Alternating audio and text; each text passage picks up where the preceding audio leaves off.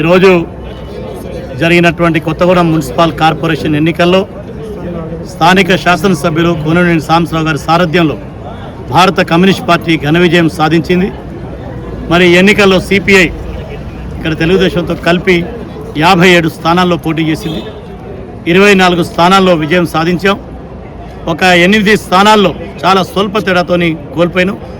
గణనీయమైనటువంటి అన్ని పార్టీల కంటే ఎక్కువ ఓట్లు ఈ మున్సిపల్ కార్పొరేషన్లో భారత కమ్యూనిస్ట్ పార్టీ ఒంటరి పోరాటంలో సాధించింది.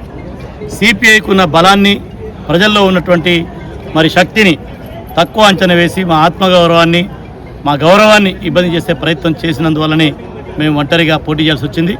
గత శాసనసభ ఎన్నికల్లో ఇక్కడ మాకు కాంగ్రెస్ పార్టీ సపోర్ట్ చేస్తే మేము రాష్ట్ర వ్యాప్తంగా 100 స్థానాల్లో కాంగ్రెస్ గెలుపు కోసం పనిచేసాం. ఉమ్మడి కొత్తగూడెం, ఖమ్మం జిల్లాలో అన్ని స్థానాల్లో గెలుపు కోసం పనిచేసాం.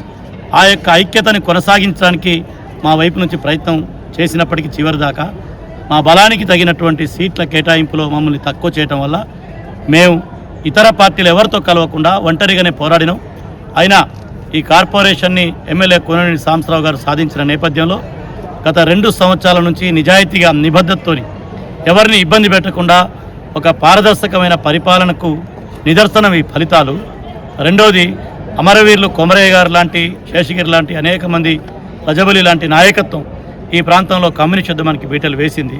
మన జరిగిన పంచాయతీ ఎన్నికల్లో, ఇప్పుడు మున్సిపల్ కార్పొరేషన్ ఎన్నికల్లో ఎక్కడ ఎలాంటి ఫలితాలు వచ్చినా ఈ కొత్తగూడెం గడ్డ ప్రతిఘటనకు, పోరాటానికి, ప్రజల యొక్క చైతన్యానికి ఇది ప్రతీక.